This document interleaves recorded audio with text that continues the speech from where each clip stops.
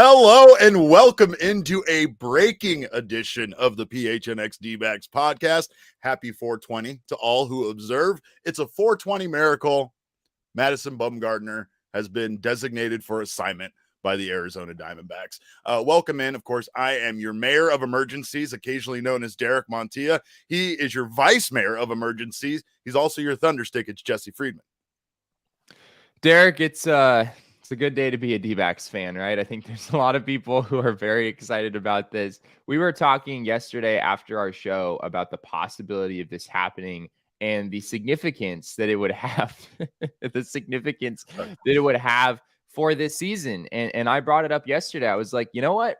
I think Diamondbacks fans may well get more excited about Madison Bumgarner being DFA'd than they would about some splashy trade like around the trade deadline, right? Like this is something that Diamondbacks fans have wanted dating back to the 2021 season when Mad Bum actually had some stints of being pretty good for this team. Last year, I guess early in the season last year, he was also pretty good for a while there. But these last 14 starts that Mad Bum has made with the Diamondbacks, Derek, he has an ERA around 8. That's almost half a season of pitching in a starting rotation with an ERA around 8. This was absolutely the decision that the Diamondbacks had to make, as we discussed yesterday. And good on them for going out and, you know, they're eating a ton of money. But this is the decision. $52 million, Jesse. $52 million. If we want to start off with talking about the bad, there's the bad. $52 million, including the $15 million in deferred payments that they would have to make. There's just so many things about this that don't make sense, right? It doesn't make sense to cut ties with somebody that has had the career that Madison Bumgarner has had. It doesn't make sense to eat that much money. However, when you look at Madison Bumgarner's numbers this year, it was absolutely the decision that had to be made. We talked about the money. We talked about eating $52 million. And we asked the question, is it worth it to eat that much money and have him still in your starting rotation, essentially making it very difficult on you to win a game every 5 days, or eat that money and bring up one of the young guys, give somebody else an opportunity? Hell, even at this point, you know, find someone via a trade or something of that sort. Even if you feel like you're that shallow now, if you feel like you don't have the depth you had, even going that route right now seems like a better route than allowing Madison Bumgarner to continue in the starting rotation. His numbers this year that you compiled are staggering. 16 2/3 innings pitched in 4 starts. 4 starts, so averaging around 4 innings per start. The Diamondbacks have lost, I believe, all 4 of his starts, Jesse. They actually did win one of those games. They're 1-3 in his 4 starts. Yeah. But not because of him. 25 hits allowed, 20 runs, 19 earned, 15 walks to 10 strikeouts, a 10.26 ERA, 2.40 whip, a 347 opponent batting average. I mean, they're video game numbers, right? Like this is not stupid. This is not what it's supposed to be like when you sign a guy like Madison Bumgarner, who not that long ago was still a pretty good pitcher in this league, right? And I was honestly staggered when I looked up Madison Bumgarner's stats with the Giants one more time. It's not that I hadn't seen them before, but man, the year before Madison Bumgarner became a member of this Diamondbacks organization, he was not a bad pitcher, you know, he wasn't peak Mad Bum. 2019 Mad Bum was not peak Mad Bum, but he had a sub-4 ERA. He pitched 207 plus innings for the Giants that year. And it was sort of like Mad Bum being Mad Bum. And I remember at the time, people were a little bit shaky about this signing, right? 5 years, $85 million. Not everyone was super on board, but a lot of people were, because the numbers that he was putting up with San Francisco at the time were still good enough where you figured that, okay, it's not peak Madison Bumgarner. You know, he might not be the kind of pitcher that he was in his prime, but he could still give a young Diamondbacks rotation some much needed innings. And he just hasn't done that. Mad Bum has thrown about 360 innings, give or take, dating back to 2020. So that's not necessarily, it's not like he's missed tons and tons of starts or anything, but as you said, he's not been going deep into games this year. He really wasn't going deep into games last year. That just hasn't been part of what he's been able to bring to the Diamondbacks. And overall, it's been terrible, Derek. He has, in his Diamondbacks career, Madison Bumgarner, I tweeted this out earlier, Madison Bumgarner has negative 0.6 baseball reference WAR. So according to Baseball Reference, he has been a below replacement level player for now going on 4 seasons. And it doesn't matter how much you're paying the guy, at that point, if you're getting below replacement level production from a pitcher for that long, you got to let him go. And that's what the Diamondbacks did. Kylo says, I'm sad, but also happy. And I feel like that's kind of how I feel too, right? To an extent, Jesse and I are around these guys and get to kind of know them a little bit. Not to say either one of us got to know Mad Bum based on his personality and his, I guess, his fondness for media. But the one thing that I've kind of tried to say it quite a bit, or at least try to defend Mad Bum on, is he never seemed like he wasn't upset about his performance with himself, that he wasn't trying to get better every single day. It just wasn't happening. I mean, I saw some questions. Someone said, I think it was Gabriel, said something about, does his decline have something to do with the ban of sticky stuff in baseball? Perhaps. I have no way to know that. We don't have any way to really suggest that kind of thing. It's not like Madison Bumgarner is that old. He's just had a very extensive career. His career with Arizona, though, not great. Like Jesse said, 15-32 in 69 starts. Nice. Come on. He's going to total 69 starts and he gets DFA'd on 420. Is this not a perfect set of numbers ever in a career? 5.23 ERA in his entire time with Arizona. And that's still very high to me, considering that we've seen Mad Bum in small stints, for small periods of time with this team, actually be quite good. Last year was one of those times. Every starting pitcher on this team was quite good to start the season last year. So it's not like we haven't seen what Madison Bumgarner could be. It's just the consistency. This year, no consistency at all. Not even a light really at the end of the tunnel that makes you think that he can get through this and kind of overcome it. We talked about some of the other options, which we probably are sure Madison Bumgarner wasn't okay with, like going to the bullpen. But you also have the fact that he's just not been very good this entire time with this team, right? There's just not, there's not really something you can look back on in his time, in his tenure with the Diamondbacks and say, well, there was, at least aside from small, like maybe a month here and there where he was good, he just ended up costing this team a whole lot of money.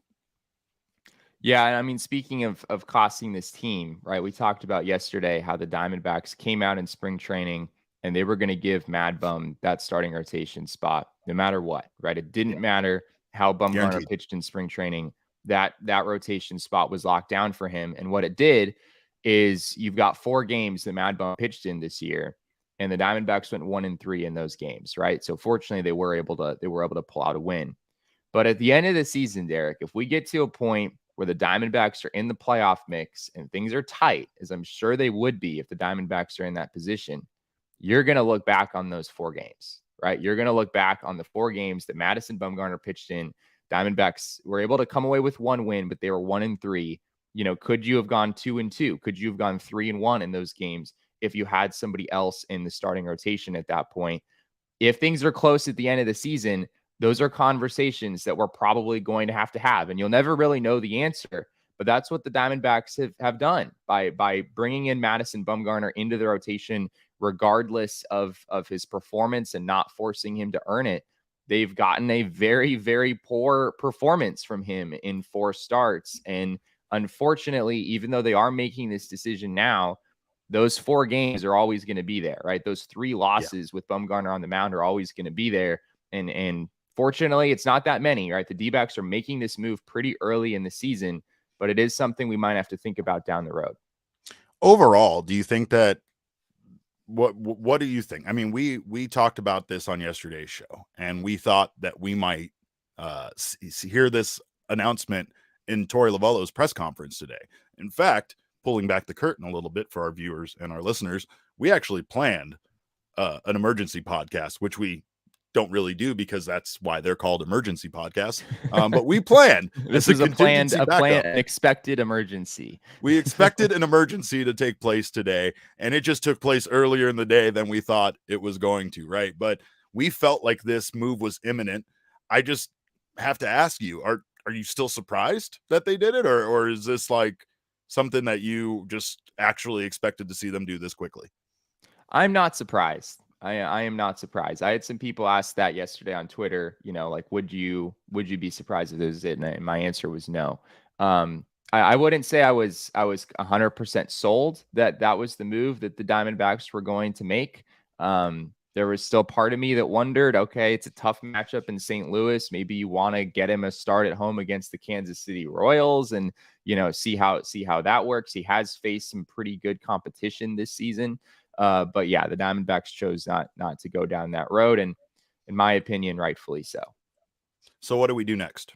What do you think the next move is? We talked about Brandon Pfaadt almost lining up with Torey Lovullo, but due to an off day in Reno, Pfaadt now is kind of a day off. Do you think that still matters? Do you think that they would still bring him in possibly for the next start? Or do you think we see Tommy Henry? I feel like those two are our leading candidates here to be called up from the Aces. Yeah, I think it's going to be Tommy Henry. Nick Pecoro said that from what he's been told after he reported that Mad Bum had been DFA'd, Nick Pecoro reported that Tommy Henry will make the next start for the Diamondbacks. And that's what we talked about yesterday as being the most likely outcome because, as you just said, Brandon Pfaadt starts tonight for the Reno Aces. So he would be on 3 days rest to take Mad Bum's next start. So that didn't seem like a realistic possibility. They were aligned perfectly as of Madison Bumgarner's last start. But the fact that the Diamondbacks haven't had an off day since then and the Reno Aces typically get Mondays off, that misaligned them and made that no longer a possibility. So Tommy Henry is going to get called up. He's going to make Madison Bumgarner's next start. He's going to join this rotation. From at least that's what I'm expecting. I'm assuming that they're going to bring him up not just for one start, but assuming he does okay, they're probably going to keep him in that role moving forward. And Brandon Pfaadt is just going to continue to be down in Reno, Derek. And I'm sure I think we're going to see him soon. I think it's going to happen soon, but there's still no clear path to Brandon Pfaadt on the Arizona Diamondbacks. It's a bit perplexing to me, like, because obviously the big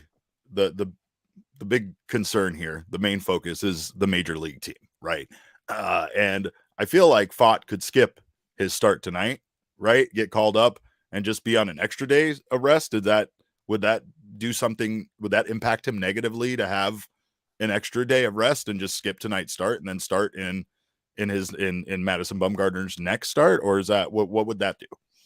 Yeah, that's interesting. I mean, yeah, if he just didn't make his start tonight and then they I don't know if the Aces, with all due respect to the Aces, that. I love the Aces. I absolutely do. But also, I don't. They don't need it. They don't need a starter. They don't need a starter tonight, right? I want Pfaadt up here.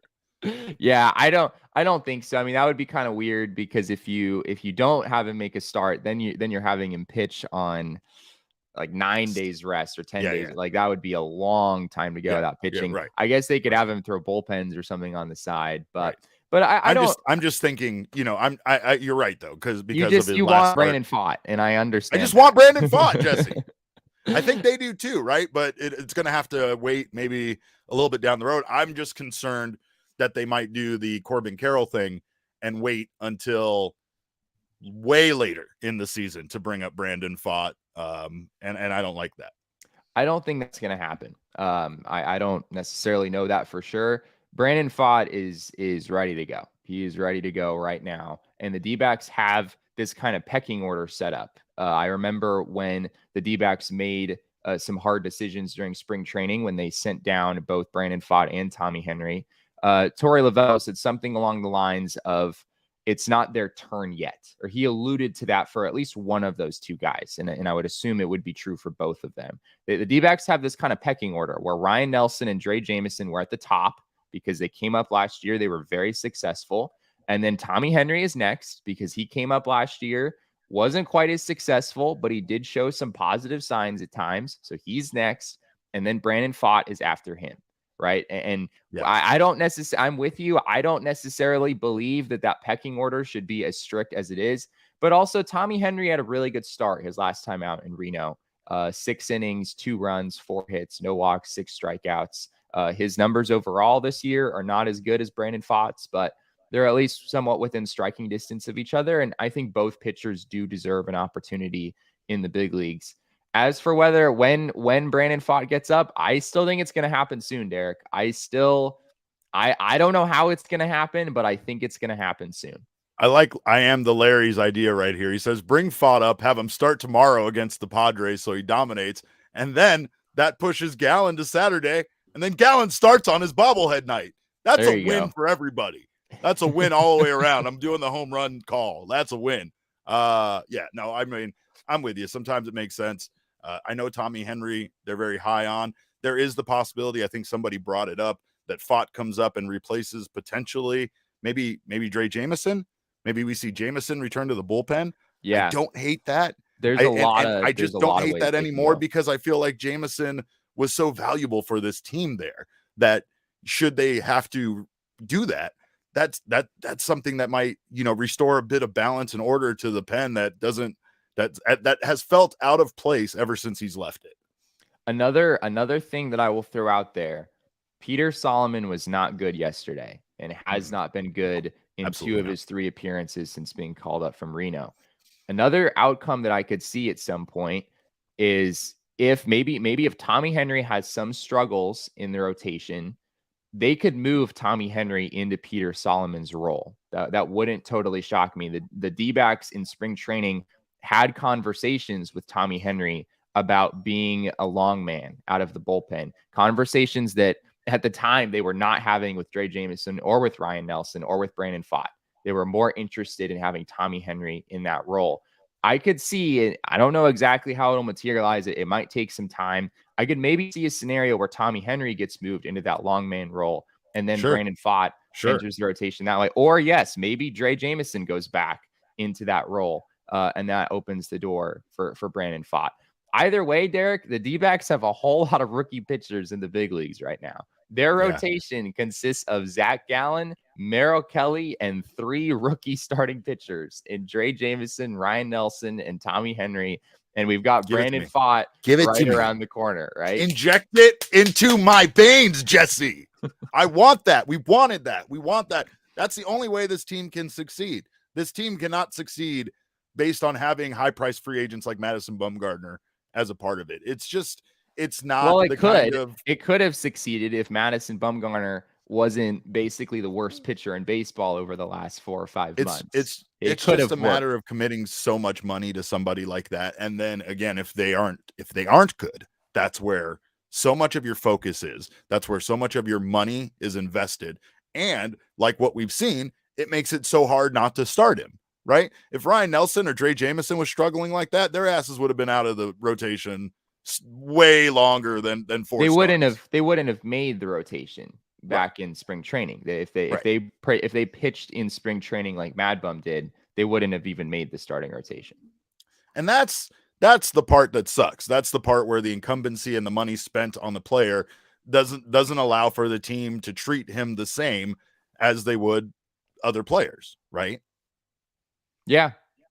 That's like, Mike Hazen at the end of last season talked about when he was asked about Mad Bum's role. He said word for word, incumbency matters, right? To some degree. And he talked about how damned. Yeah. I mean, isn't that kind of the takeaway of this whole narrative though? The Diamondbacks have we've been saying it for months. It's crazy, but we've been saying it for months and months. The Diamondbacks have been okay losing games and being a worse team than they otherwise could have been because of incumbency, because of allegiance to veterans. And it's been kind of a trend with the organization, Derek. The D-backs have been a little bit too patient, I think, with some guys, right? Yeah. A lot of them are relievers, I guess, that I'm thinking of.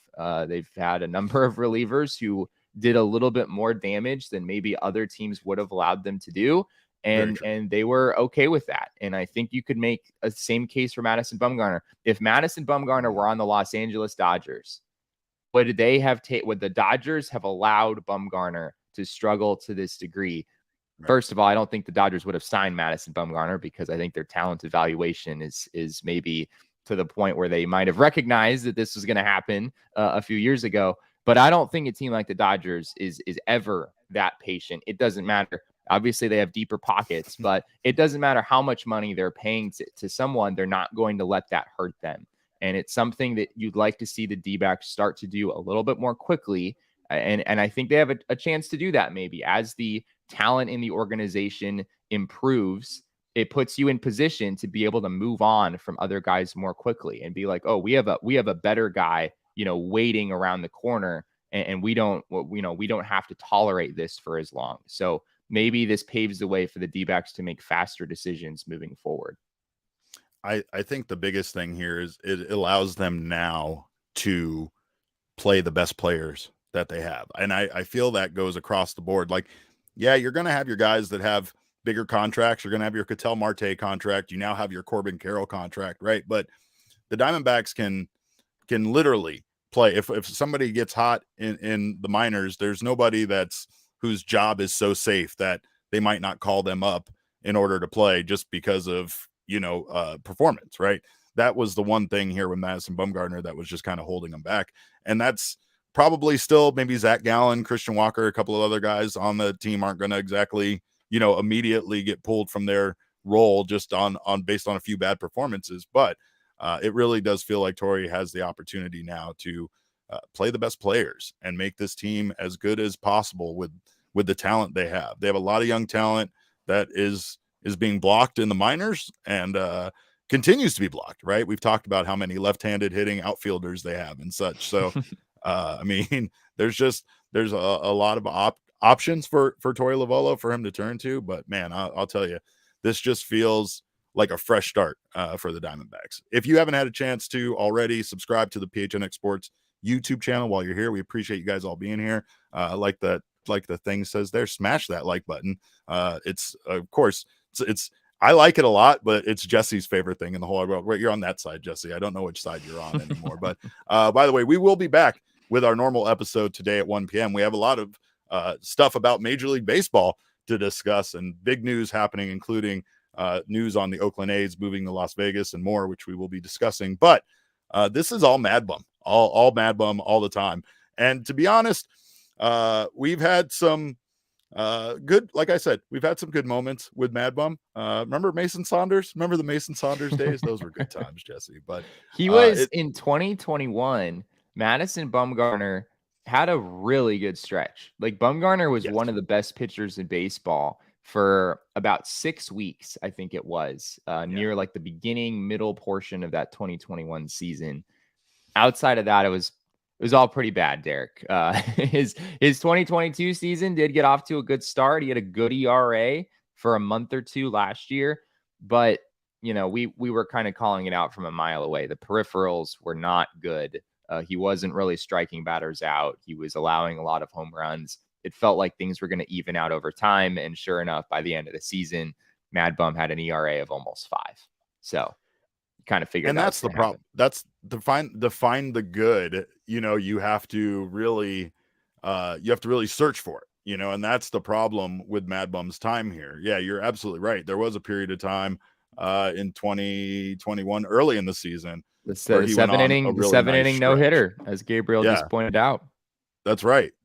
He was 4-0 with a 0.90 ERA early in 2021. Yeah. And like, those are the stretches that I'm talking about when I say, like, we've had those stretches that were very encouraging. We've had those stretches that made you say, hey, look, this is him getting back on track. It just didn't stay there.